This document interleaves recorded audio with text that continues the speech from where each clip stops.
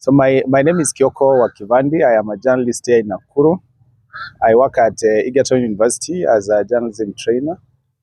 I have been part of this process as one of the key stakeholders um, that are partnering with other like-minded persons and organizations in coming up with strategies and also implementing them in trying to see how we can prevent and counter terrorism and extreme violence in Nakuru County.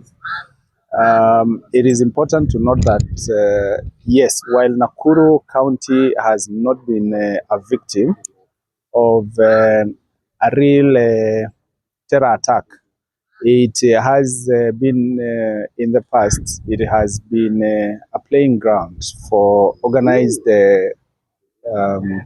crime groups, and we can name quite a number of them.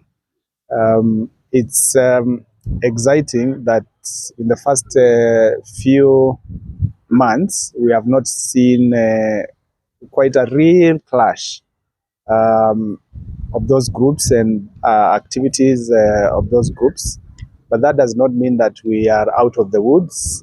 Just recently, we saw what one may want to describe as a misuse of those very members of such groups, and therefore then these activities and the strategies that we are coming up with in this project and implementing are very important, that we should never relent. We should never say that we have reached the target because the recruitment into these organized crimes groups is usually a continuous process, so we never stop.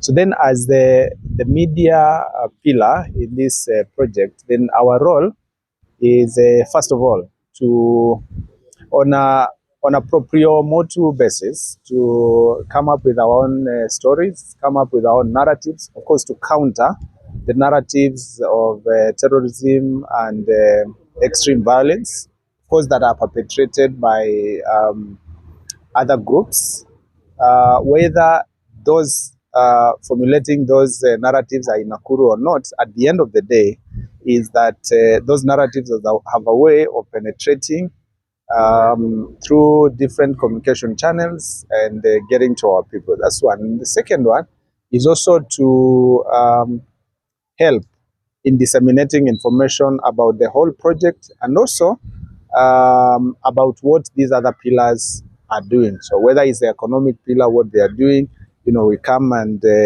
help in telling their story. Because if, for instance, we tell the story of how the economic pillar, for instance, is working with stakeholders to see to it that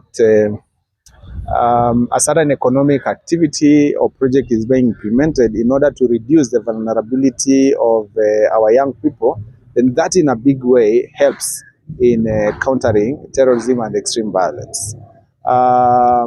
So that's mainly what we do. It's important to note that one of the key government stakeholders in this, of course, is the media regulator. That's the Media Council of Kenya, with whom in the recent past we have organized some meetings. The most recent one was last week, where we had an online engagement. We just select a number of journalists, just test how well we can be training journalists online on matters prevention and countering extreme violence. Then in about a week or two, we are going to have another training which shall be open to all journalists in Nakuru.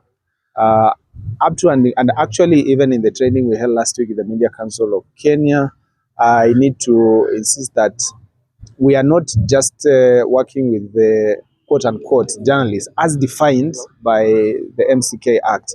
We are also working with the content creators, bloggers, and so on, to just make sure that anybody who has a platform of information dissemination can be involved, because that is exactly what we are looking forward to, the dissemination of information. So in about a week or two, we will be engaging with NCTC, that's National Counterterrorism Center, for another engagement, which will be broad, and any other person involved in information dissemination, be it journalist, be it a content creator or blogger, will be invited to take part. You can never pretend that you are actually just coming up with a separate curriculum, to say, now let's, for instance, come up with a BA in a BA communication, reporting terrorism. That's not it really. But what we are saying is that terrorism and extreme violence is one of the contemporary issues that keeps on coming up. And on a daily basis, there are new techniques that terrorists are using.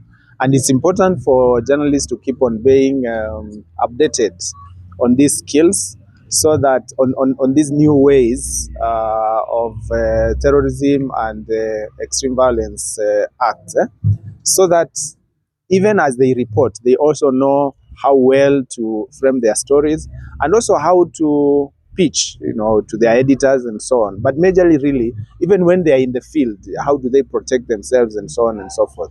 Because you know very well that even in the past, there are certain journalists who have also been, approached by these terror groups and so on.